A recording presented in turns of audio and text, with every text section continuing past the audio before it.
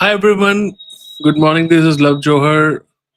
Today Vidya is not with us, so she is occupied somewhere. So I thought to have this session by myself. Okay, so just wanted to have spent a few minutes where you can understand what is the importance of ISO 27001 now in today's time, and how 27001 information security management system is now more important than anything else, right? So having this thought, understanding the relevance and importance of ISO 27001 has increased now, right? So today let us see how ISO 27001 helps the organization in achieving DPDP Act along with artificial intelligence management system, AIMS also, right? So these are some of the areas where ISO 27001 will help the organization.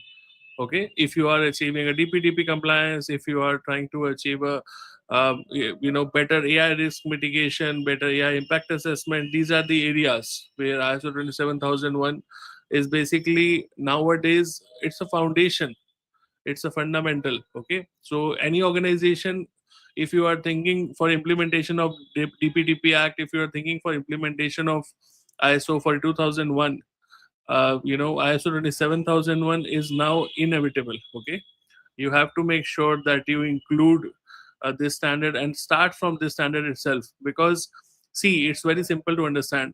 If your information is not secure, if your data is not secure, you cannot have a proper AI governance, you cannot have a privacy. It's not possible. Okay, without having a proper data governance, without having proper information security governance. So all these are important. Okay, so that is where I just wanted to re-emphasize the importance of having ISO 27001, especially in today's environment where so much compliances are coming, where so much regulatory compliances are coming. We need to be now ready for ISO 27001 as the backbone. Okay, so let us start with DPDP. ISO 27001 makes data protection mandatory.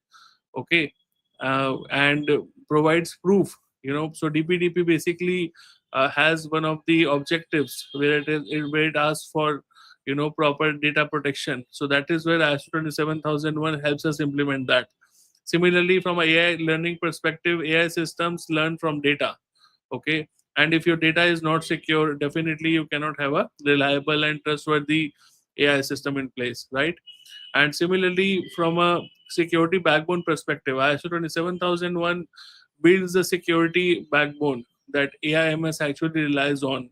And same security backbone is where your data privacy also relies upon. Okay, so this is the main part, this is the integral part where all the compliances and all the basically the standards are foundational working upon. Okay, DPDP requirement. DPDP requires visibility, governance, and accountability of the data. Again, from where will you get all these? You will get this from ISO 27001. Cyber attack prevention. Okay, in case of any data breach, in case of any incident, ISO 27001 will help you from avoiding data poisoning from any of such incidents of that sort. Then you have AIMS requirement for AI safety.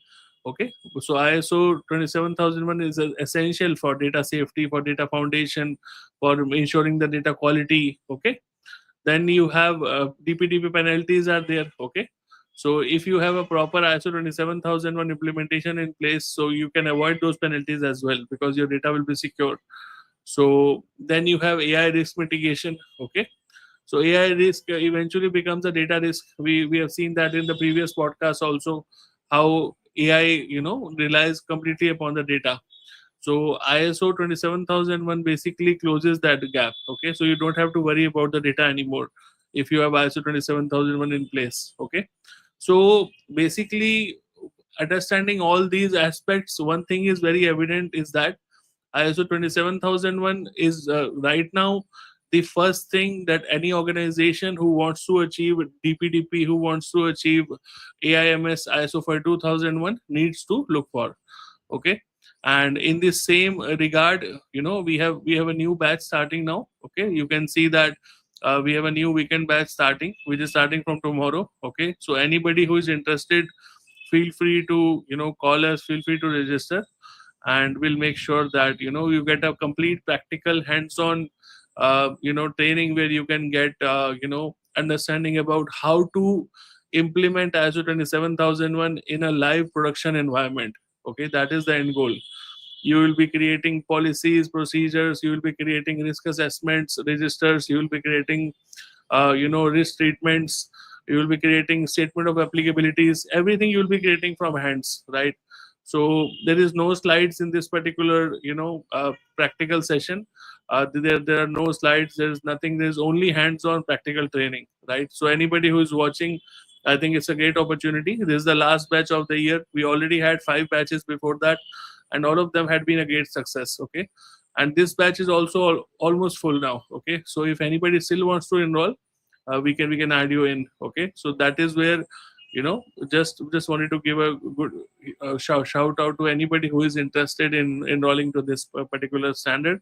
And similarly, for tomorrow we have another batch starting, which is for TPRM. Again, third party risk management is very important in today's environment, where even the DPDP Act itself says that you need to make sure that your vendors are you know uh, basically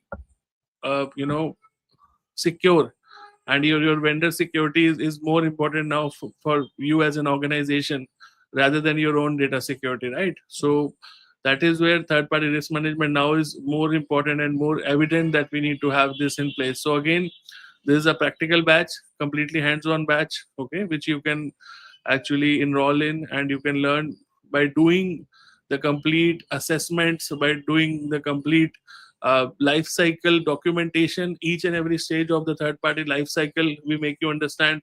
And I think this will be a good add-on for anybody's credentials if you are working in the GRC domain, or you are aspiring to become a third party risk professional someday. Okay, so again, almost full. This batch is also, I mean, almost full. Many people have already enrolled, but still, if you are interested, you can call on this number and we can get you registered. Okay, so that's about it for today's podcast. As I said, Vidya is not available today, so we'll not stretch it along. But yes, if any questions are there, if anything that you want to ask, feel free to comment on this particular podcast, and I'll be more than happy to answer you. Okay, thank you so much for watching, guys. Take care. Bye bye.